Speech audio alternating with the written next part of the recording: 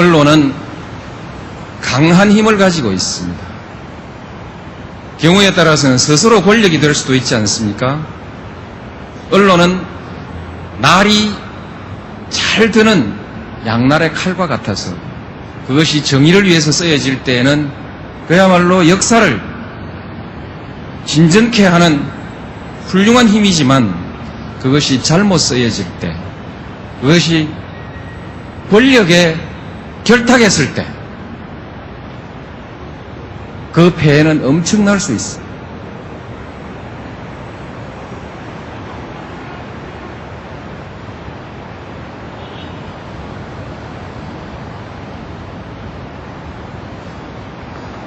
언론은 강한 힘을 가지고 있습니다. 권력의 신예가 되고 권력에 봉사하고 힘없는 사람을 짓밟고 정의를 짓밟을 때 누구도 감당할 수가 없는 막강한 불의가 될 수 있습니다. 자기의 이익을 위해서, 경영자의 이익을 위해서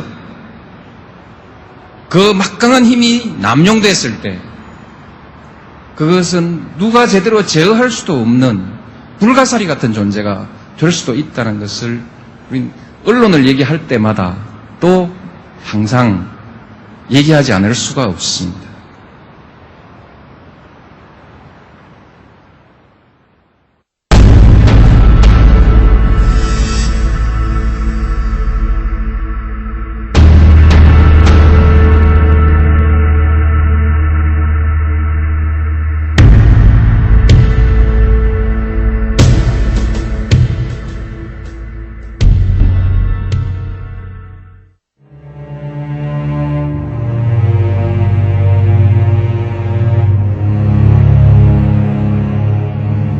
일제강점기, 특히 중일전쟁 이후 절대 권력 일제의 앞잡이 노릇을 한 조선과 동아.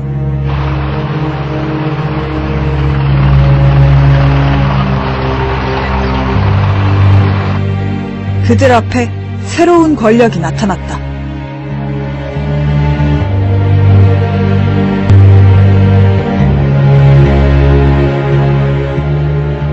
급히 호해를 뿌려 박정희 군부 쿠데타를 반공혁명, 군사혁명이라 칭한 동아일보. 쿠데타를 합리화하는 사설을 잇따라 냈다. 5.16 이후 혁명의 당국이 법의 권위를 세우는 데 성의를 다하고 있는 것은 경아할 일이 아닐 수 없다. 군사혁명 일주일이 불과한 오늘, 허다한 지적이 정광석화적으로 올려지고 있다. 조선일보도 별반 다르지 않았다. 군사혁명은 민생고, 공산적의 위협 등 이러한 불행한 여건 속에서 보다 나은 입장을 마련하기 위해 감행된 것으로 군사적인 판결과 함께 국내적인 찬사와 지지를 받게 되었다.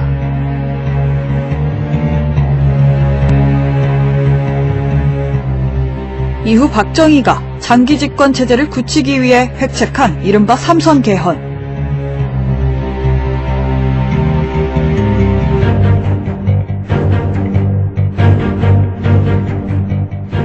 종신 집권을 기도한 유신 쿠데타.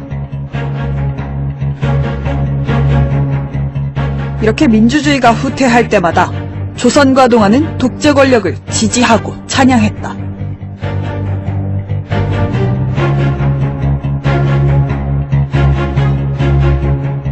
한국은 하나의 병영사회, 거대한 감옥처럼 변해갔다.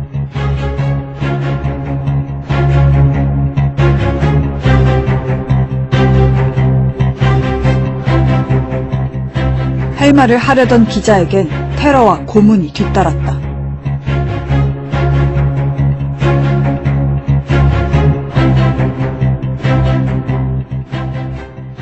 박정희를 비판하거나 조금이라도 비위에 거슬리는 기사나 논설을 쓰면 그대로 당시 남산이라고 불리던 중앙정보국 아니면 보안사에 끌려가서 고문당하고 말할 수 없는 공포시대였죠.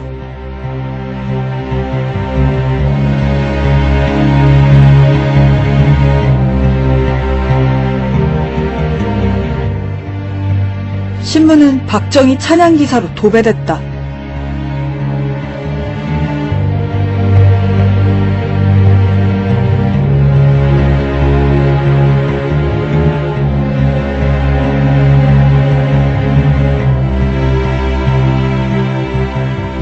반면 시민들의 저항은 일체 다루지 못했다. 학생들이라고 해서 헌법을 무시하고 부정할 수 있는 권리가 어디 있으며 학생들이라고 해서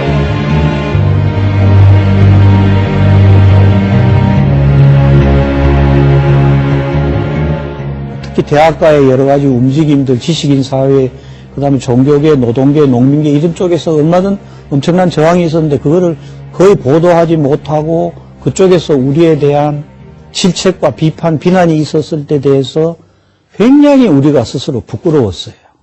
제 모교에서 데모가 있어서 갔더니 데모가 끝나고 이제 그 도서관 앞에서 농성이었는데 그 농성장 입구에 가니까 개와 기자는 접근 금지라는 팻말이 붙어 있더라고요. 참 부끄러웠어요. 급기야 대학생들이 언론사 앞에 몰려와 언론 화영식까지 열었다. 71년 봄에 서울대학교 학생 한 50여 명이 동아일보서 앞에 와가지고 언론인들에게 보낸 경고장을 발표하고 언론 화형식을 한 일이 있습니다. 그때 그들이 언론인들에게 보낸 경고장의 앞머리에 그거를 좀 읽어드리고 싶어요. 나오라 사이비 언론이여 나오라. 이 민주의 광장으로 나와 국민과 선배에게 속죄하라. 선배 투사의 한설인 해골 위에 눌러앉아 대중을 우민화하고 오도하여 얻은 그 허울좋은 대가로 안일과 축제를 일삼는 자들아.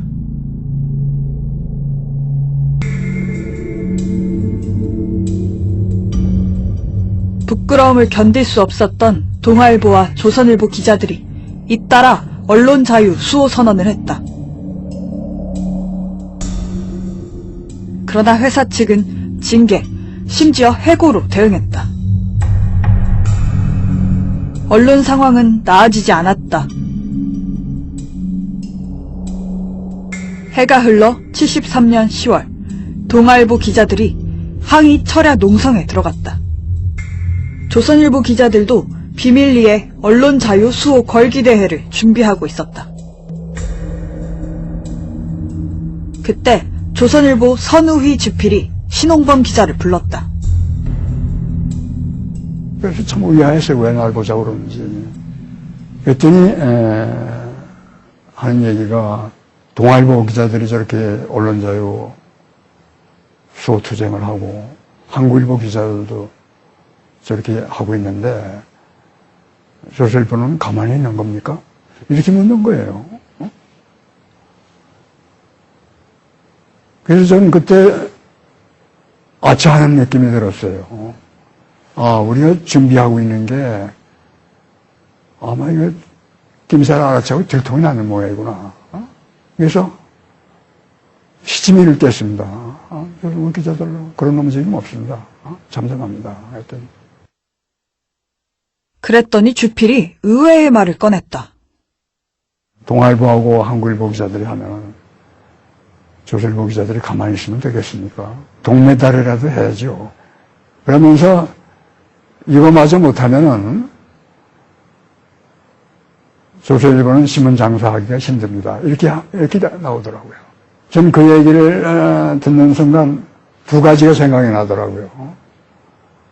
하나는 이 사람들은 언론자의 수호 운동조차도 장사로 이용해 먹을 생각밖에 안 하는가?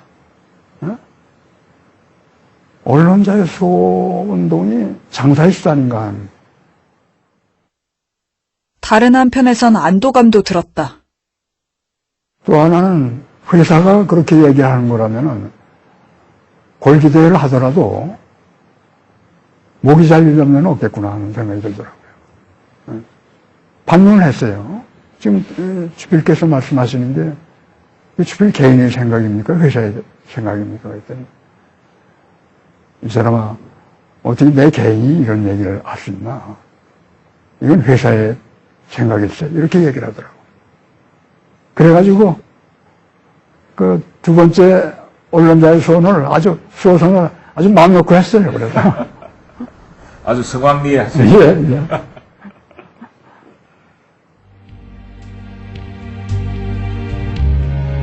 금메달이든 동메달이든 다를 바 없었다. 곳곳에서 언론 자유를 지키려는 목소리가 터져나왔다.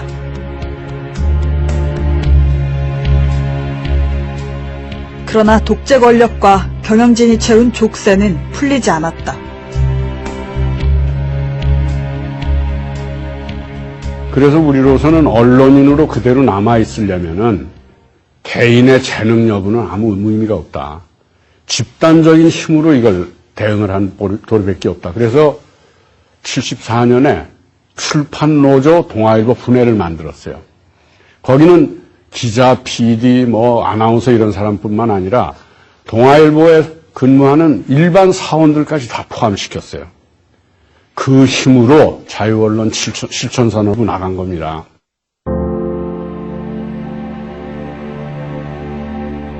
(1974년 10월 24일) 이날은 이른바 유엔데이로 당시 공휴일이었다. 기자들이 출입처에 안 나가고 모두 다 편집국에 모일 때니까 그때를 기해서 자유언론 실천선언을 했죠.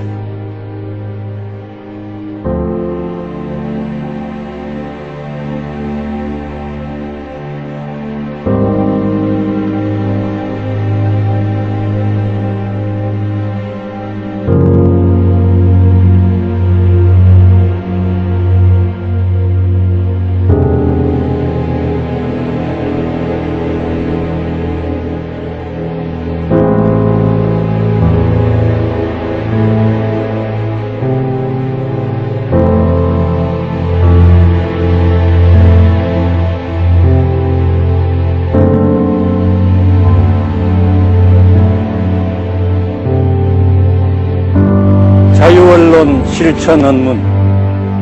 우리는 오늘날 우리 사회가 처한 위정류의 난국을 극복할 수 있는 길이 언론의 자유로운 활동에 있음을 선언한다. 민주사회를 유지하고 자유국가를 발전시키기 위한 기본적인 사회 기능인 자유언론은 어떠한 구실로도 억압될 수 없으며 어느 누구도 간섭할 수 없는 것임을 선언한다. 우리는 교회와 대학 등 언론 밖에서 언론의 자유 회복이 주장되고 언론이 각성이 촉구되고 있는 현실에 대하여 뼈아픈 부끄러움을 느낀다. 본질적으로 자유 언론은 바로 우리 언론 종사자들 자신의 실천 과제일 뿐 당국에서 허용받거나 국민 대중이 찾아다 지어주는 것이 아니다. 따라서 우리는 자유언론에 역행하는 어떠한 압력에도 굴하지 않고 자유민주사회 존립의 기본 요건인 자유언론 실천선언에 모든 노력을 다할 것을 선언하며 우리의 뜨거운 심장을 모아 다음과 같이 결의한다. 하나, 신문, 방송, 잡지에 대한 어떠한 외부 간섭도 우리의 일치된 단결로 강력히 배제한다. 하나, 기관원의 출입을 엄격히 거부한다. 하나, 언론인의 불법 연행을 일체 거부한다. 만약 어떠한 명목으로라도 불법 연행이 자행되는 경우 그가 피사할 때까지 퇴근하지 않기로 한다. 1974년 10월 24일 동아일보사 기자 일동.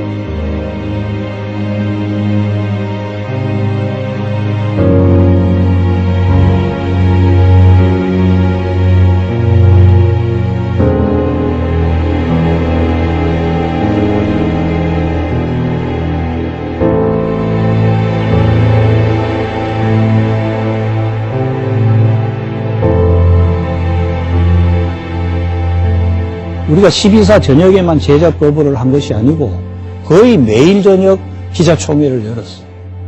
중요한 계기가 있을 때마다 기자총회를 열어가지고 우리가 한 뼘씩 찾아가는 과정입니다.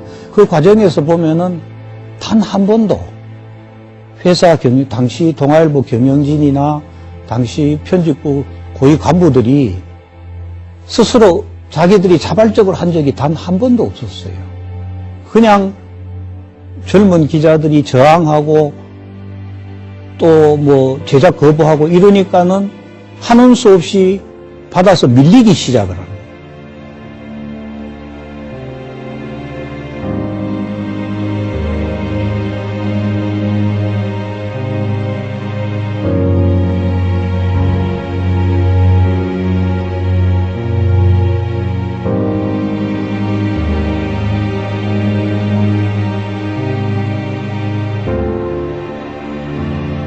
지면이 달라지기 시작했다. 기자가 기자답게 취재하고 기자답게 보도한 시간.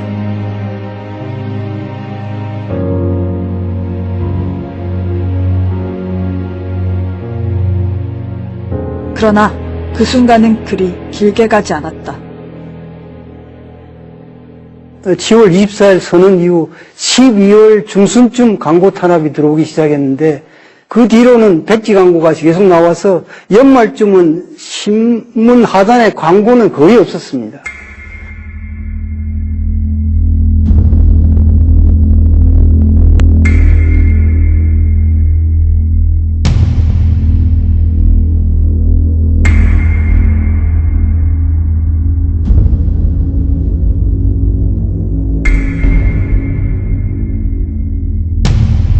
중요한 우리 광고주인 한일약품 선전 실장을 만났는데 선전 실장이 이렇게 설명했습니다.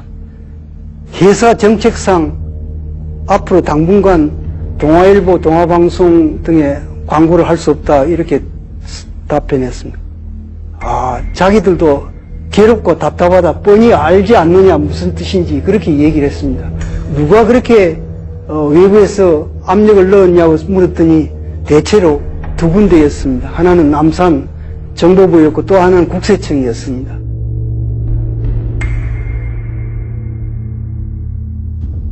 그런데 또 한 번의 반전이 일어났다. 텅 비어버린 광고면을 시민들이 격려 광고로 채우기 시작했다.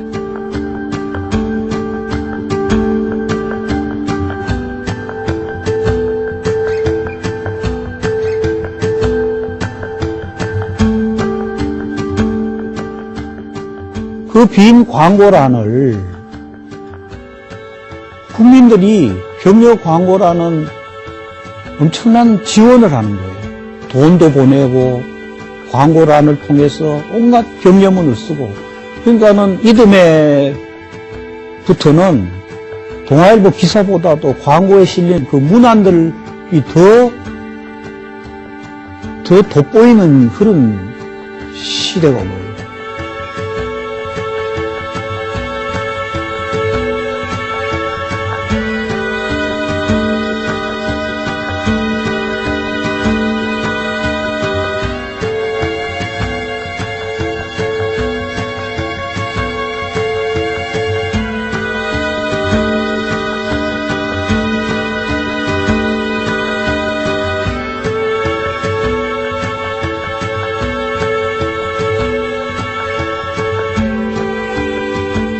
하지만 이듬해인 1975년 1월 상황을 마지못해 지켜만 보던 동아일보 사주와 경영진이 기자들을 본격 탄압하기 시작했다.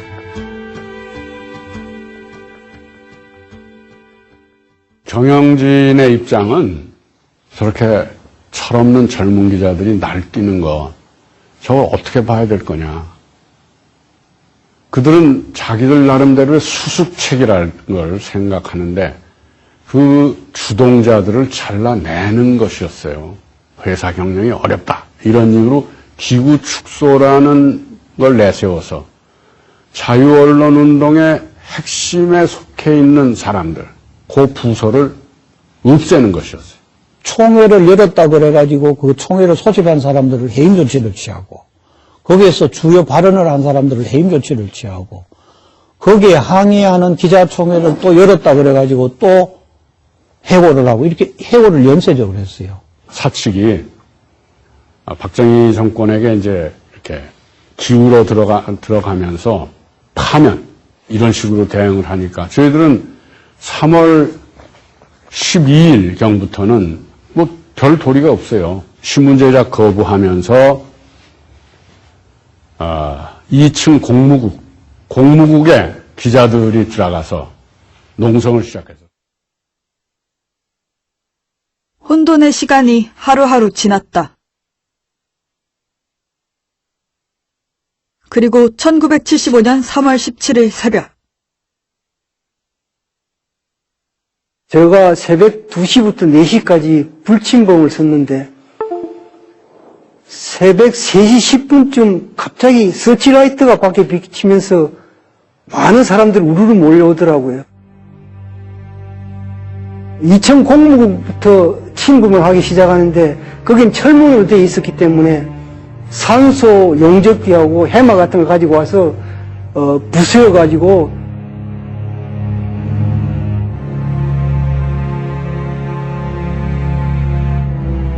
저 생생하죠. 200명가량 그 폭도들을 동원했던 것 같아요. 신문사 보급소에 있는 사람들은 왔다고 그러는데 제가 보기엔 깡패들이었어요. 술까지 먹고. 쇠망치도 들고 뭐 몽둥이도 들고 그거 뭐 막 전기톱으로 쓸고 그러고 들어와서 뭐 여사원들은 막 치마도 들치고 밀어내고 그 철제문을 전부 다 뜯고 들어왔어요. 그래서 정확하게 새벽 4시 통행금지 해제쯤 되면서 저희들을 광화문거리로 내몰았죠.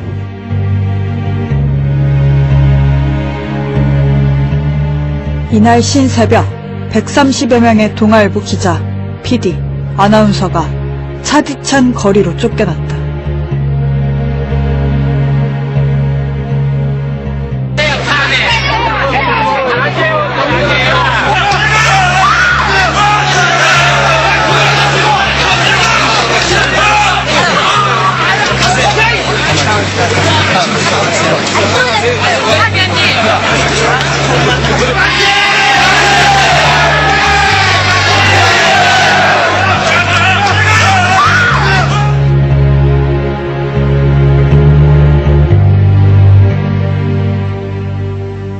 그때 거기에 농성하던 기자들은 강목, 햄머, 산소 용접기, 소방호스로 이제 그 사람들이 들고 왔다 이렇게 이야기를 하는데 예. 사실입니까?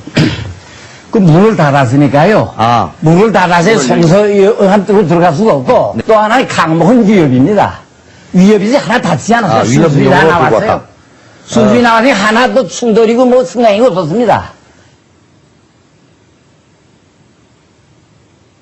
그런 광고로 해서 겨우 연명을 해왔었는데 1975년 3월 12일부터서 나흘 동안을 편집국 사원들이 공장을 점거해서 신문을 낼 수가 없었습니다. 우리는 할 수 없이 공장 문을 두드려 깨고 그래서 할 수 없이 공장을 탈환했던 것입니다. 이제 그 말씀 한번 더 해주세요. 가족을 축출한 거. 네. 그 축출은요, 여보세요. 그 조신이 신문 찍어야 합니다. 그러면 공장 종가는 사람 끌어내야 찍찍 끌어내자고 그랬지.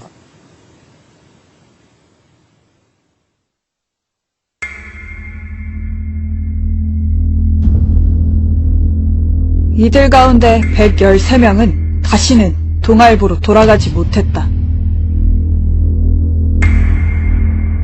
동아 자유언론수호 투쟁위원회 동아투위의 시작이었다.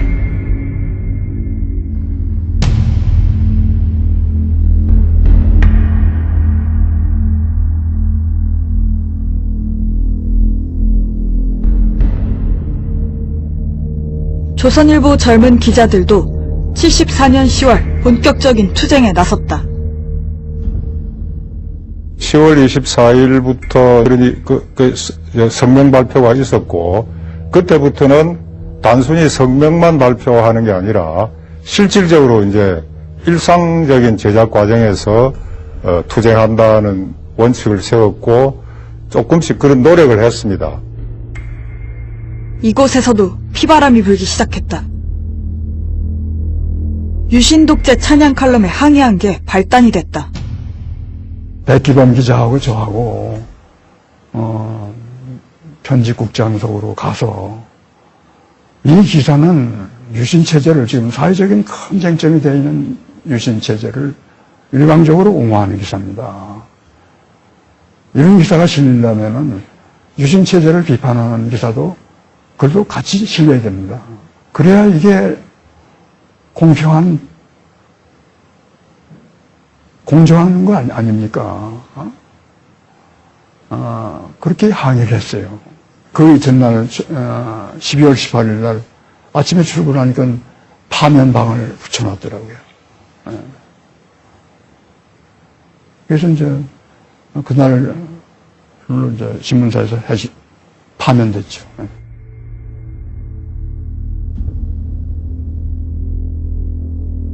백기범처럼 신홍문, 백기범 두 기자들의 희생이 이제 나타나는데, 말도 안 되는 그 주장을 싣는다든지, 그거 왜 싣느냐고 했다고 또 이제 파면하는 그런 일들이 벌어지니까, 중요한 기사들이 빠진다든지 하는 거는 뭐 매일같이 일어났습니다.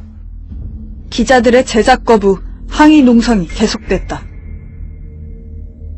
조선일보는 기자 5명을 추가로 파면하고 방우영 사장에 경고문을 붙였다. 만약 끝까지 혁명적인 수법으로 55주년의 기나긴 전통을 미화시키기는커녕 오히려 먹칠과 분열을 일삼는 상원이 만에 하나라도 잔재한다면 조선일보의 앞날을 위하여 분명히 그리고 가차없이 처단할 것을 엄숙히 선언하는 바이다.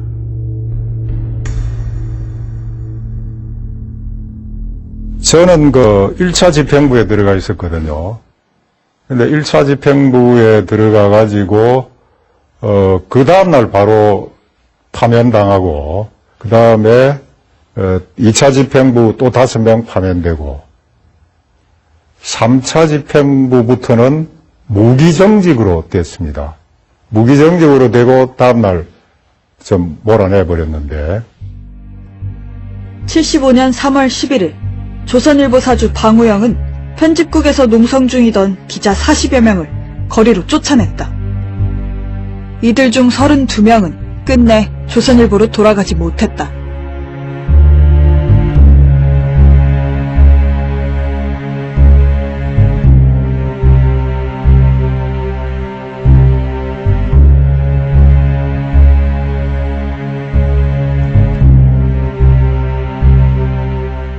갑자기 이제 목이 잘려가지고 거리를 방황하는데, 그때는 우리는 박정희 정권의 기피인물이 돼버렸었어요. 그냥 위험인물이 돼가지고 취직하기도 참 어려웠습니다. 우선 직장들이 다 없어졌지 않습니까? 월급 나오는 데가 없고, 저는 어떻게 그냥 근근히 살아나간 경우인데, 참 말로서 설명하기 어려울 정도로 몇 년 동안은 고생을 했죠. 비록 쫓겨났지만 조선일보 해직 기자들은 조선자유언론수호투쟁위원회를 결성해 밖에서도 계속 싸워나갔다. 이 조선일보 사태는 조선일보만의 사태도 아니고 한 언론의 현 상태를 바로 증명해 주는 것이다.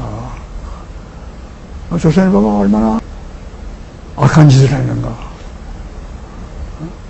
이게 얼마나 잘못된 언론인가, 이걸 세상에 알려야 되겠다는 생각이 들어서, 그래가지고 사태의 진상을 알리는 일을 시작을 했습니다. 그래서 유인물을 계속 만들었죠. 하지만 기자들은 쫓겨나서도 감시와 협박을 당했다. 우리 쫓겨난 기자들이 어디 연락처가 있어야 될 거 아니에요. 서로 연락하고 모여서 또 상의도 해야 되고. 그래서 조선일보에서 멀지 않은 곳에 여원 하나 얻어가지고 거기에서 이제 돌아가면서 잠을 자면서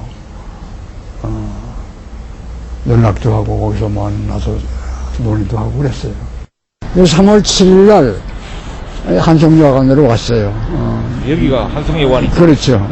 와서 여기 조선일보가 바로 옆이네요. 예, 왔는데 바로 저 건물이죠, 그때. 그렇죠.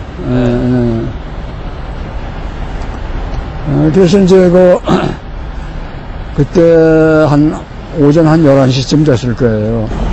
방우영 사장이 아라이라는 이 세종로 일대를 관장하는 주목을 데리고 온 거예요. 그래서 자기 경호원 좀 해가지고 데려온 거예요. 그때 방우영 사장이 그러면 여기 한성여관에 그 폭력배를 데리고 그 해직 기자들을 찾아온 이유가 뭡니까? 그러니까 이 사람들이 첫째는 뭘 하고 있는지 궁금했을 거예요. 쫓겨난 사람들이 이 사람들을 아마 좀 협박하려고 하는 그런 것도 있을 거예요. 예. 그래서 이제 거의 충돌을 직전까지 그래서 아주 난폭한 말을 서로 주고받았죠. 이후 해직 기자들이 임시 사무실로 쓴 근처 다른 여관에도 폭력배들이 찾아왔다. 1975년 4월 10일 날 폭력배를 동원해가지고 이 해직 기자들이 있었던 견성여관에 쳐들어온 거예요. 그들을 쓰는 채 방으로 들어와가지고 기자들을 협박한 거예요. 뭐라고 협박했냐면은 기업급 피를 봐야 되겠느냐. 나는 해방을 사람도 많이 죽였고 테러도 많이 해봤다. 너희들을 죽이고 나도 죽으면 그만이다. 그러면서 책상에 어떤 가위를 들어가지고 위협을 하더니 벽을 찍으면 가위를요? 한 여기 우리 기록에 한 10분 동안 난동을 부린 적이 있어요. 그러면서 한 말이 앞으로 회사 앞에, 그냥 조선일보 앞에 나타나면 죽여버리겠다고. 그러고 협박을 한 것 같거든요. 계속 미행하고 감시하고. 중앙정보부는 다름없는 짓을 했어요. 그때 이제 조선일보의 4대 악행을 이제 위문을 만들어서 이제 알리고 할 때 그런 이제 테러 행위가 일어났다는 거죠. 근데 그 브론디라는 술집이 있었는데 거기 쳐들어와가지고 기자들을 폭행을 하고 내던지고 그랬죠. 거기 경비감독 부장이란 그런 직책이 정식으로 있었습니까? 조선일보. 근데 아라이라는 사람은 태평로 일대를 주름 잡는 깡패 두목이었다고 그래요.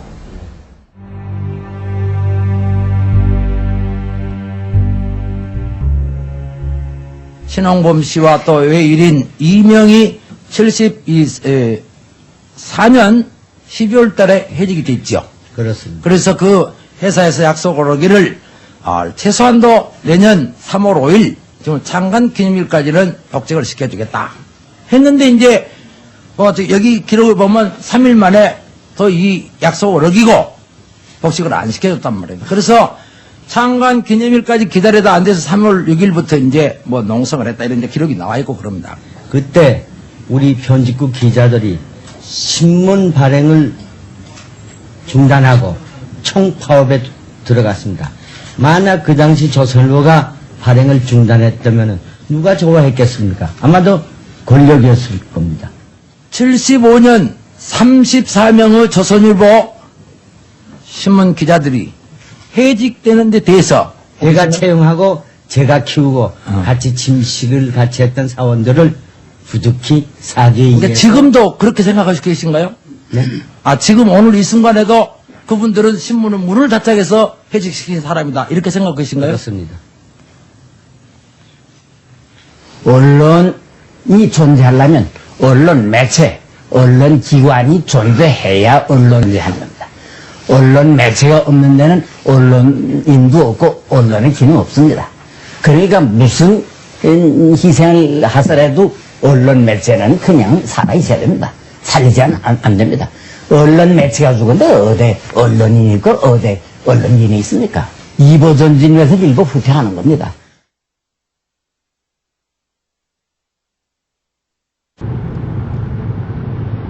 대학생들이 언론 화형식을 열고 젊은 기자들이 해고를 무릅쓰고 싸우던 시절, 족벌신문 사주는 독재 권력과 어떤 관계를 맺었을까?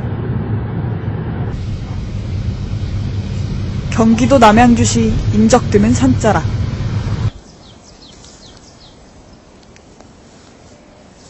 (1971년 6월) 동아일보 사주 김상만 소유의 이 별장에 대한민국을 좌지우지하는 거물들이 모였다.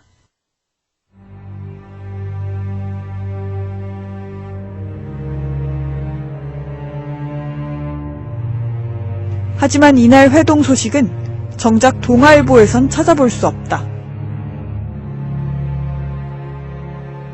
유일하게 중앙일보가 일면에 다뤘다.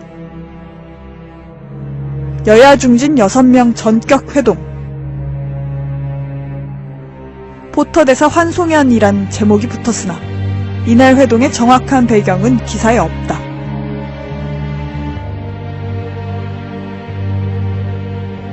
포터 대사는 당시 주한미국 대사 윌리엄 포터를 말한다. 미국 워싱턴 DC 인근에 있는 미 국립문서기록청.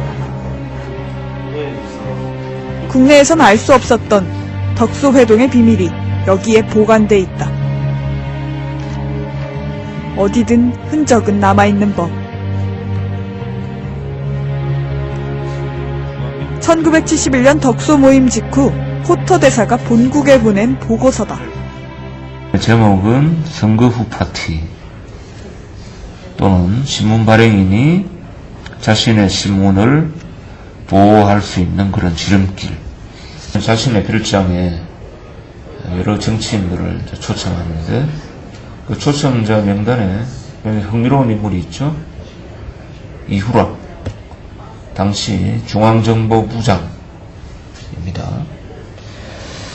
그 신문사 발행인이 자신의 시골 별장에 비밀리에 당시 악명 높던 중앙정보부장을 초청한다는 것. 굉장히 놀라운 사실이죠. 포터 대사는 9쪽짜리 보고서에 별장 파티가 마련된 배경과 현장 모습을 상세하게 담았다. 먼저 71년 대선과 총선이 끝난 후 동아일보 김상만 발행인이 박권상 편집국장을 자신에게 보냈다고 기록했다.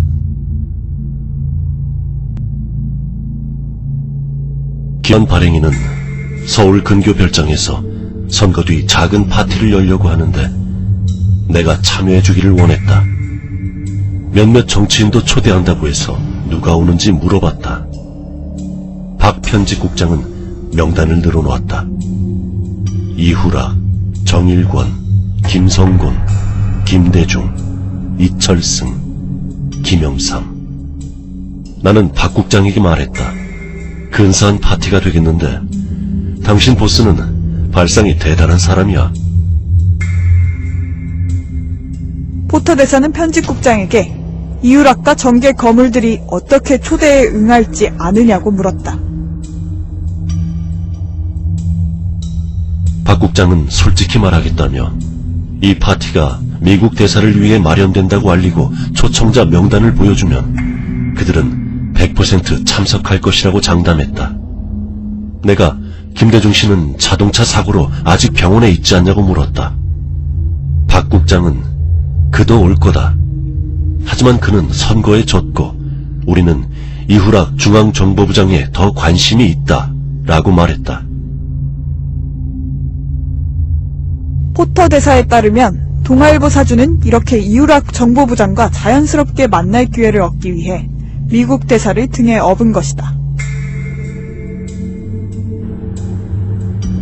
71년 6월 2일 오후 포터대사는 파티 장소로 가다 덕수역 앞에서 목격한 장면도 기록했다. 놀랍게도 플랫폼에 미니스커트 차림의 젊은 여성 8명이 있는 게 눈에 띄었다. 나는 박 국장에게 물었다. 이게 뭐지? 파티가 여기서 열리나? 이 여자들은 누구지? 그때 동아일보 이모 선임 에디터가 더 많은 여자들을 데리고 여기서 나왔다.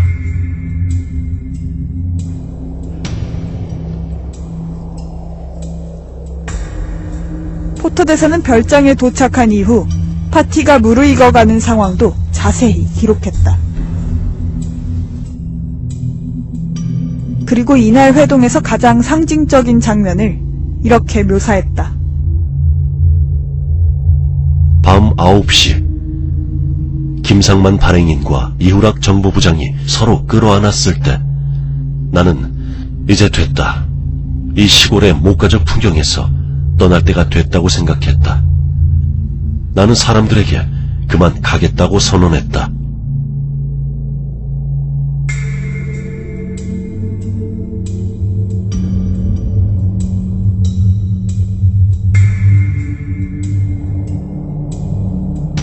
하지만 포터대사는 정계거물들의 권유에 못 이겨 이후락 중앙정보부장의 단골 기생집으로 자리를 옮긴 사실까지 본국에 보고했다.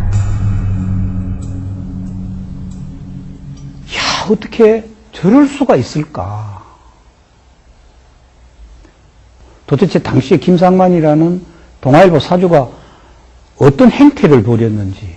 그러니까 한편에서는 기자들이 언론 자유 수호 투쟁을 하고 그 다음에 그때는 별로 크게 얻어지는 건 없지만 동아일보 앞에 와서 학생들이 언론 화형식을 하고 하는 그런 일이 벌어지는데, 다른 한편에서는 그때 당시에 가장 박정희 권력의 핵심 실세인 이후락을 만나가지고, 그것도 미국 대사의 힘을 빌리는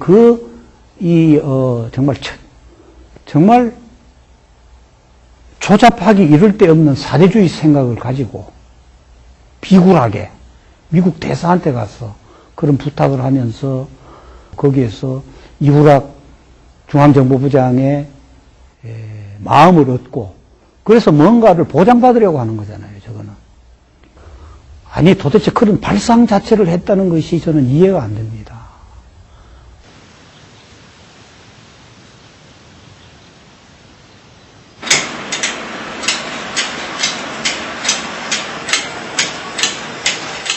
경기도 의왕시에 있는 민주화운동 기념사업회.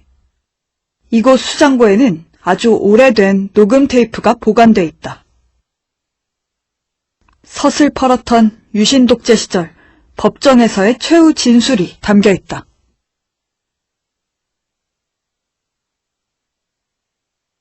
예.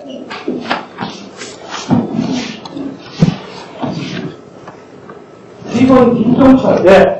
1943년 4월 22일생이요. 네, 44년 9월. 저희들은 참 부끄러운 점이 많은 시민이었습니다.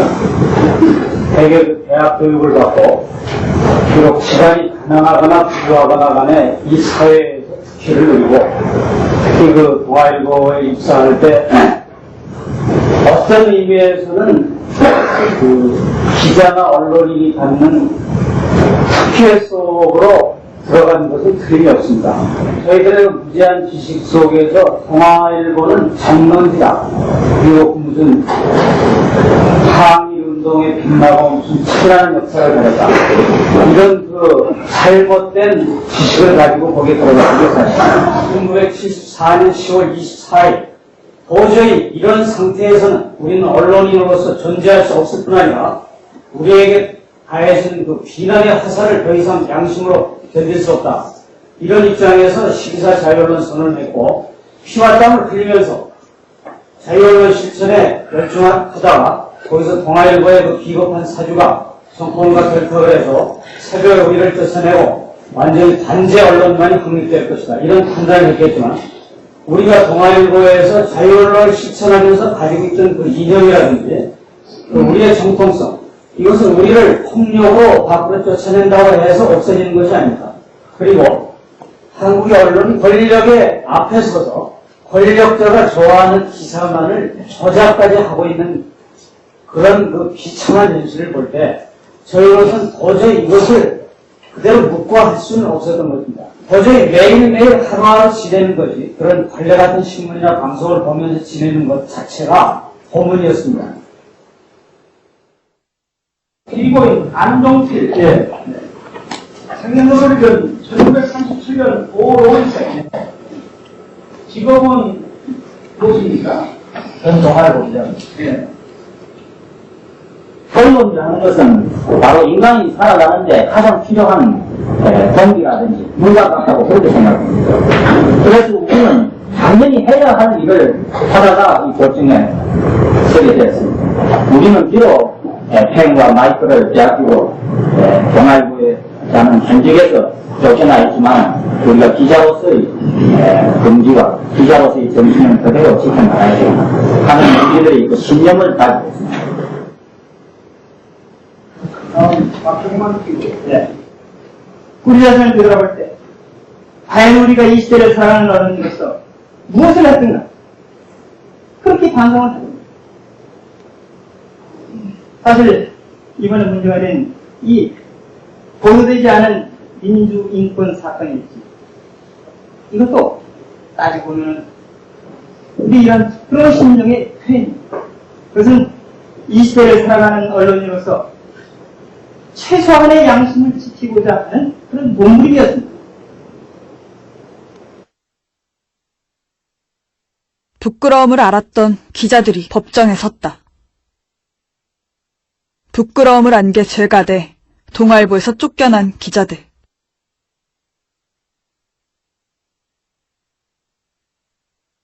한때 그들이 일했던 신문이 전혀 보도하지 않는 사실을 손글씨로 써서 기록하고 배포한 게 또 죄가 됐다. 이 민권일지 사건으로 동아일보 해직 기자 10명이 구속되고 재판받았다.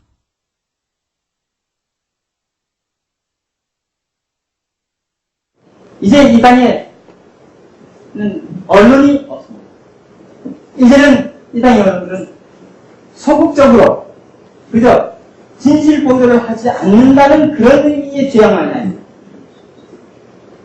적극적으로 사실을 빼곡하는 그러한 적극적인 죄악까지도 저지르고 있습니다. 이것이 오늘날 이 땅의 언론의 현실입니다. 피고인 정현주 1946년 11월 22일생 직원모죠. 전 동아일보 기자입니다.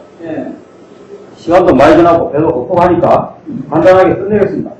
5.16 부사도 됐다 정권의 부도덕성 이런 것도 뭐 길게 이야기하고 싶지도 않아요. 제 자신의 심정만 간단히 말씀드리고 최후 진술을 마치겠습니다. 제가 도대체 왜 성동구치소 그 감방에 누워있어야 하는지 도무지 이유가 본인이 떠오르지가 제가 그럼 구원됐다는 죄란 게 뭐냐? 나를 여기 집어넣은 건 뭐냐? 사실을 사실대로 보도하는 게 죄라는 겁니다. 나무를 나무라고 이야기한 사실, 서울장에서 애들이 배목했다.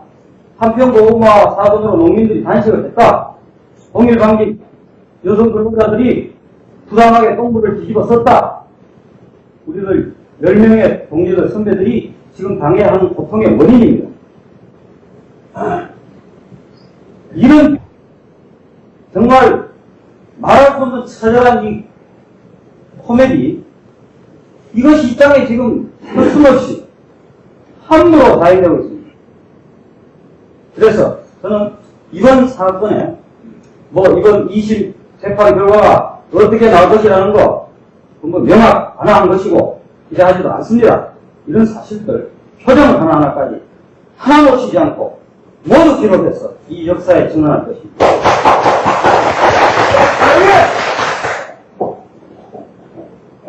법정 질서 유지에 노력해요. 결심하겠습니다. 선고는 8월 8일날 오전 10시에 수고하겠습니다.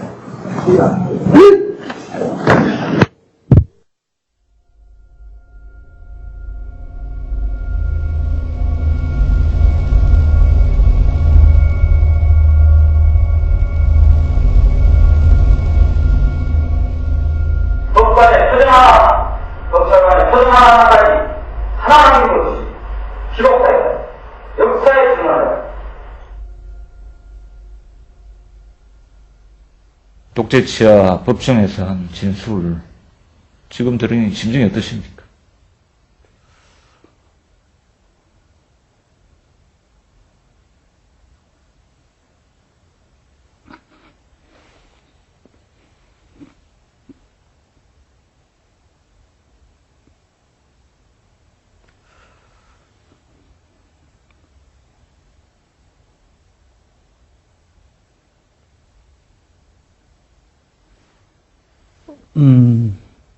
뭐 41년 전 시절이 먼저 생각나기도 하지만은 그때 우리가 감옥에 같이 갔던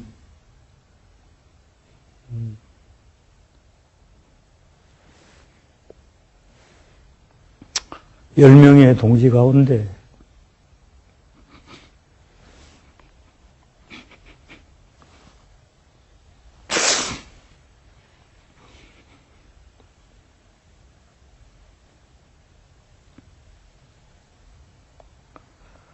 네 분이 이미 세상을 떠나셨죠. 안종필 위원장, 홍정민 총무, 송유보 선배, 안성일 선배.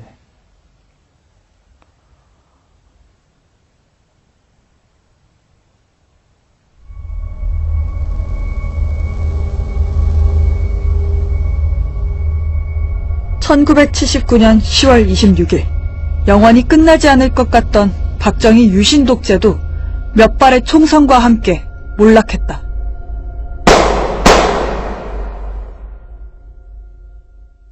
(10월 26일) 박정희 대통령 총 맞고 죽은 뒤에 바로 나오지를 못했어요. 바로 나오지를 못하고 한참 지냈죠. 그래서 제가 출소한 것이 12월입니다. 저는 12.6도 사흘 지나고 알았습니다.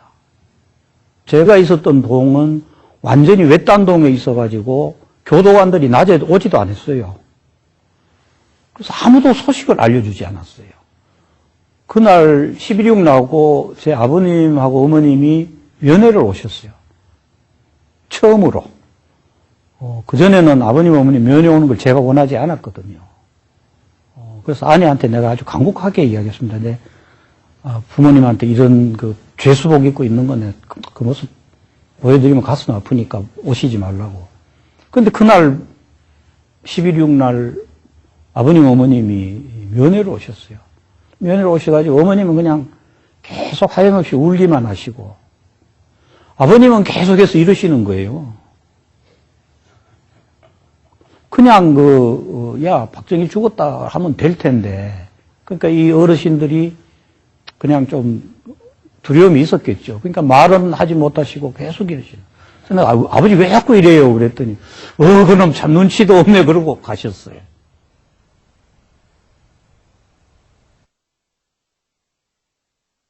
같은 감옥에 갇혀있던 김종철도 12.6이 일어나고 50일 뒤에야 면소 판결로 나올 수 있었다.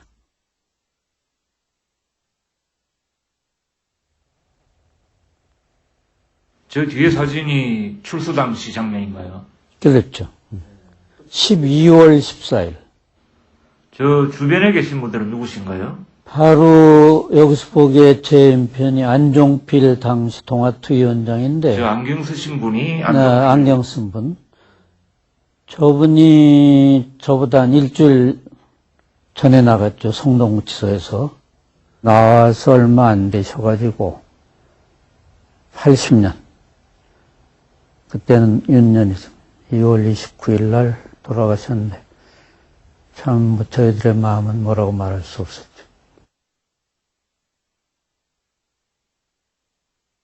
이제 저하고 같이 성동구치소에 있을 때 그때 어느 때부터인가 식사를 잘 못 하셔요.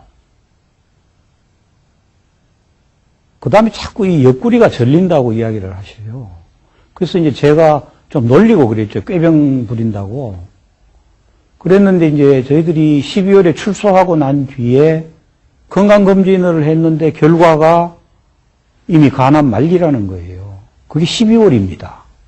79년 12월. 동아투이 초기 5년, 4년, 5년을 쭉 이끌어오신 우리한테는 참 아주 중요한 리더셨는데 참 조용하신 분이셨어요. 크게 화내는 것도 제가 본 일이 없고 그런 분인데 그렇게 먼저 세상을 떠나셨죠. 안종필 위원장께서 생전에 우리가 이제 나가면 새로운 언론, 네, 새 신문 만들자. 새 신문을 만들자. 그리고 이제 저희들이 동아일보에 있으면서 동아일보 경영진이 어떤 속성과 어떤 생각을 가진 인물들이었는지를 다 알고 있잖아요. 그래서 그런 걸 보고 그런 종류의 신문은 이제는 이 땅에서 별 기여를 할 수가 없다. 의미가 없다라고 보신 거죠. 새로운 신문을 만들어 보자던 감옥에서의 결의. 하지만 그 꿈을 싹틔우기도 전에 또 다른 독재자가 나타났다.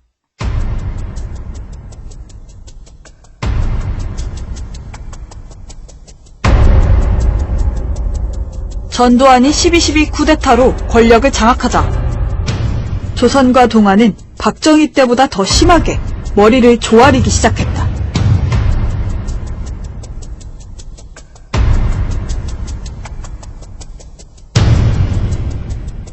우리 조선일보 기자들, 동아일보 기자들이 쫓겨난 이후에 한국의 언론은 조선일보, 동아일보는 물론이고 한국의 전체 언론은 암흑 시대로 들어갑니다. 일반 제도 언론 시대로 들어간 거예요.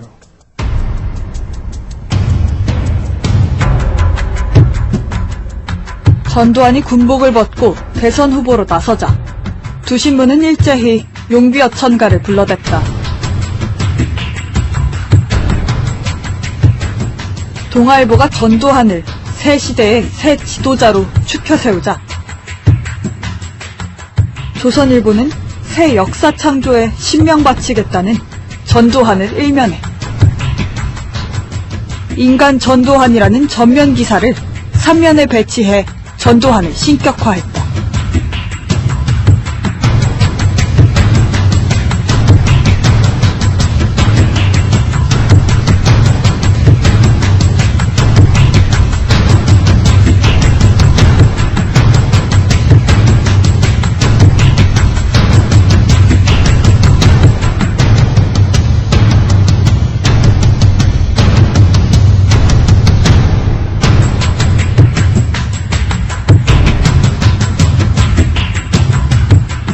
한국 언론의 길이 남을 역대급 흑역사다.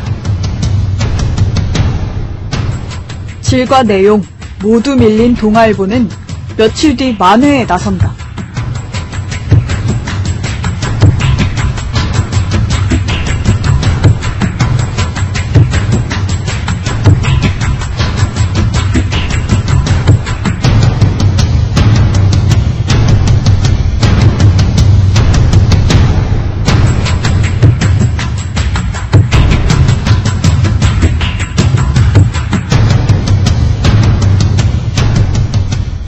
조선의 인간 전두환에 비해선 덜 알려졌지만 역시 역대급이다. 이 기사를 쓴 기자들은 지금 자신의 기사를 어떻게 생각하고 있을까? 혹시 전 조선일보 기자셨던 네. 그 김명근 선생님 맞으신가요? 예. 1980년에 그 조선일보 기자 하셨을 때 그 인간 전두환이라는 기사를 쓰신 걸로 알고 있는데 혹시 기억이 나시나요? 그렇습니다만. 그 혹시 그 기사를 쓰게 된 혹시 경위가 어떻게 되시는지 좀 궁금해서. 뭘 물어보려고 그러는 거예요, 지금? 그래서 혹시 당시 기사 쓴 거에 대해서 어떻게 좀 생각을 하시는지 좀 궁금해서요. 그게 어떤 생각이 뭐 이렇게 할 수 없이 쓰는 거지. 혹시 전 동아일보 기자셨던 최기철 선생님 맞으신가요? 네네, 맞습니다. 1980년 8월 29일에 그 선생님께서 그 새시대의 기수 전두환 대통령이라는 기사를 쓰셨더라고요. 기억이 없는데요, 지금. 그 전두환 씨가 정직함을 뭐 실천했고 뭐 되게 비범한 사람이고 훌륭한 사람이다라는 식의 그냥 기사였는데 없어요. 네. 그런 건 묻지 마세요. 기사가 네. 대표적인 전두환 찬양 기사로 꼽히고 있는데 뭐 그거에 대해서는 어떻게 생각하시는지. 난 그거 모르겠어요. 그 왜 그런지도. 아, 기억이 안 나요. 됐어요.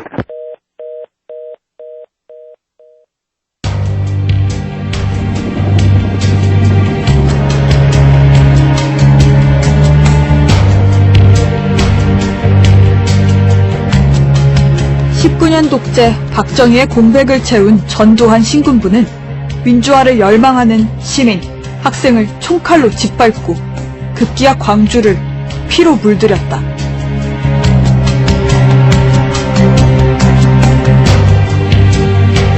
하지만 조선일보는 무장한 폭도가 광주를 장악해 도시가 마비됐다며 광주 민주화 운동을 매도했다. 당시 사회부장 김대중은 무정부 상태 광주 일주라는 제목으로 총을 든 난동자들이 서성거리고 있다고 썼다. 무정부 상태라고 하는 게 얼마나 우리 독자들이 생각할 때는 혼란, 약탈 막 이런 걸 상징하는 거 떠올리게 되지 않습니까? 그런데 그 당시에 광주가 도둑질이 있었습니까? 약탈이 있었습니까? 얼마나 평온하게 질서가 유지되고 있었습니까? 적어도 군인들이 총을 난사하기 전까지는. 동아일보도 고정 간첩과 불순 분자의 책동, 김대중이 추종 세력을 조종한 것이 사태의 원인이라는 신군부의 주장을 그대로 옮겼다.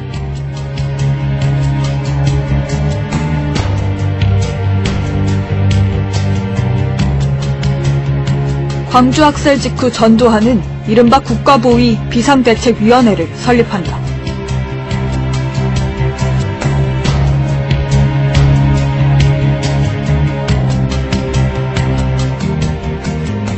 또 정당과 국회를 해산시키고 국보위 입법회의를 만든다.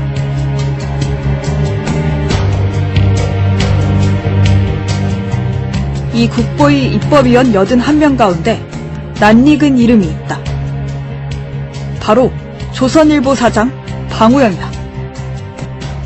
언론사의 사주가 국보위 같은 데 참여한다라는 건 사실 말이 안 되거든요. 그리고 사실 진짜 언론이었으면 그 당시 여러 상황에 대해서 비판적인 보도들을 했어야 되는 거죠. 그렇다. 말이 안 되는 일이 수시로 벌어졌다. 전두환이 대통령이 되고 다음 해부터 박정희 독재 때도 없었던 일이 일어났다. 81년 1월 1일자 신년호부터 동아와 조선은 일면에 전두환 사진을 싣기 시작했다.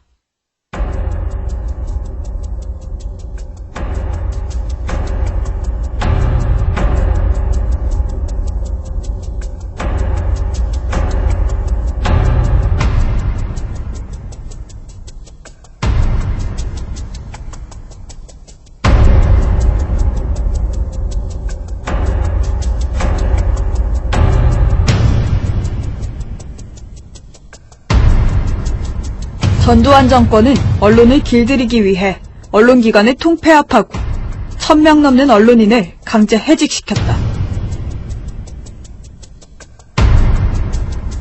반면 언론사에 큼직한 당근도 던져줬다.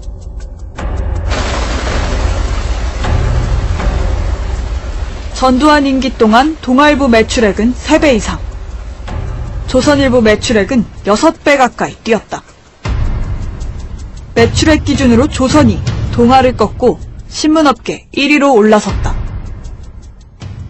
오공 정권에서 이루어진 많은 일들을 홍보지나 다를 바 없이 기사화시켰던 일, 이런 많은 일들을 통해서 오공 정권은 조선일보가 사실 하나의 공신처럼 느끼지 않았을까 이런 생각이 들고, 그렇게 해서 그런 것에 대한 보상으로 주어진 정보들이 결과적으로는 조선일보의 경쟁력을 길러냈고, 그래서 조선일보가 당시에 1위 신문이었던 동아일보를 제치고 1위 신문이 되지 않았을까라고 판단할 수 있다 봅니다.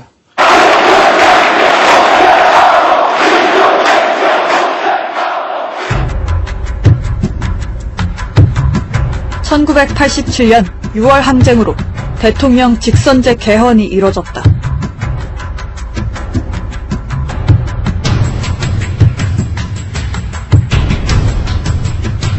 전두환 50 정권이 끝나고 언론 청문회가 열렸다.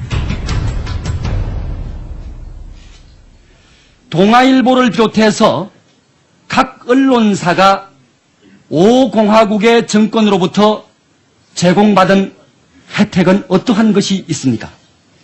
지금으로 80년은 지금으로부터 약 8년 전 일이기 때문에 자세히 기억이 나지 않습니다만은 82년 한 해 동안의 윤전기 도입 시에 20%를 물던 관세가 4%로 낮춰졌죠.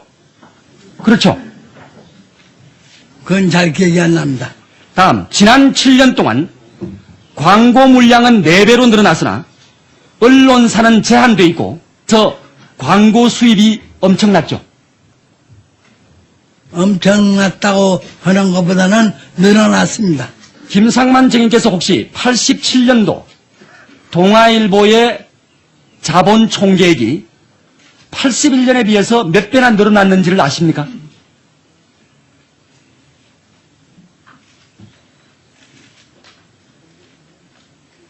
잘 기억이 안 나는데요. 81년에 비해서 4.5배가 늘어났습니다. 다음 방우영 정인. 5공화국 출범 이후에 정부가 언론인에게 베푼 각종 시혜로 인해서 각 언론사의 사주는 사원 복지비 300억 원 이상을 절감했다는 사실을 알고 계십니까? 잘 기억이 나지 않습니다. 다음 253명을 해외 연수시켜주고 기자들의 월급 중에 20%를 취재수당으로 인정해서 면세 혜택을 줬습니다. 아시고 계시죠? 알고 있습니다. 그 밖에 언론인 9,000명에게 주택자금을 융자해 주었고 생활안정자금을 대부해 준 사실을 알고 계십니까? 보고받았습니다.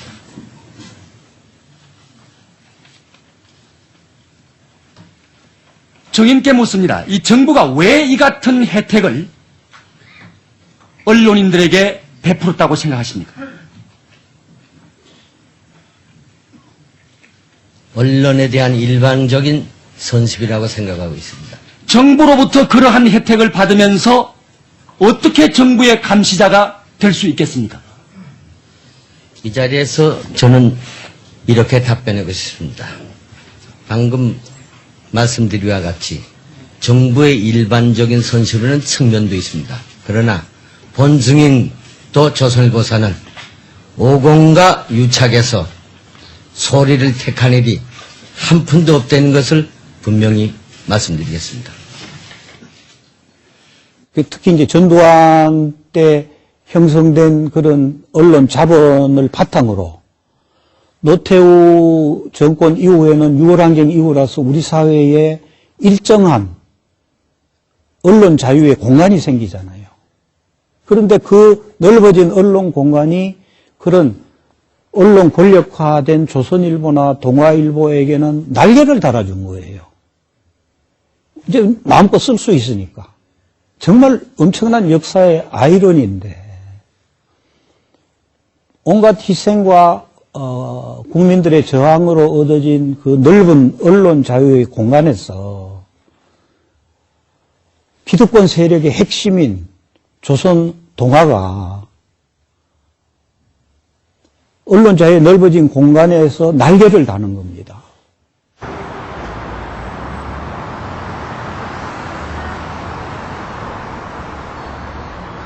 이렇게 두 신문은 언론사에서 거대 족벌 기업으로 덩치를 키워나갔다.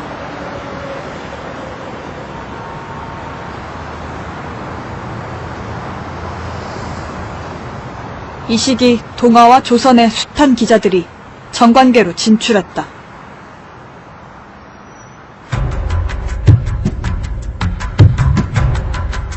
이들은 두 신문 사주 가문의 혼맥, 인맥과 함께 거대한 네트워크를 이뤄 대한민국을 주무르기 시작했다.